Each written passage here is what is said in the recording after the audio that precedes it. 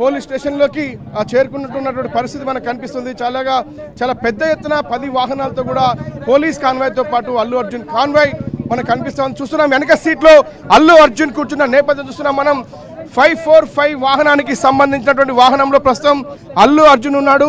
మరొక 0555 వాహనానికి సంబంధించి కంచర్ల చంద్రశేఖర్ రెడ్డితో పాటు మరోపక్క అల్లు అరవింద్ కూడా ఉన్నాడు. పోలీస్ చూస్తున్నాం చాలా భారీ బందోబస్తు ఉన్నాడు. అల్లు అర్జున్ అయితే చిక్కడపల్లి పోలీస్ స్టేషన్ కు చేరుకున్నాడు. మరి కాసేపట్లోనే విచారణ ప్రారంభం కాబోతుంది.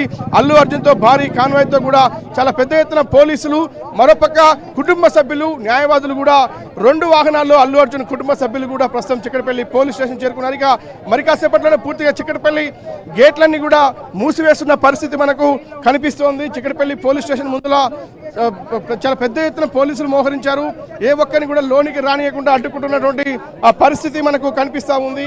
మరికొద్ది సేపట్లోనే అల్లు అర్జున్ విచారణ ప్రారంభం కాబోతోంది. అల్లు అర్జున్ పై నమోదైన కేసుకు సంబంధించి 376/2024 సంబంధించి under section 105, 118 class 1 red with 3 class 5 BNS act కింద కేసు నమోదైందో ఆ కేసులో ప్రస్తుతం అల్లు అర్జున్ విచారణకు హాజరైనటువంటి పరిస్థితి కనిపిస్తూ ఉంది.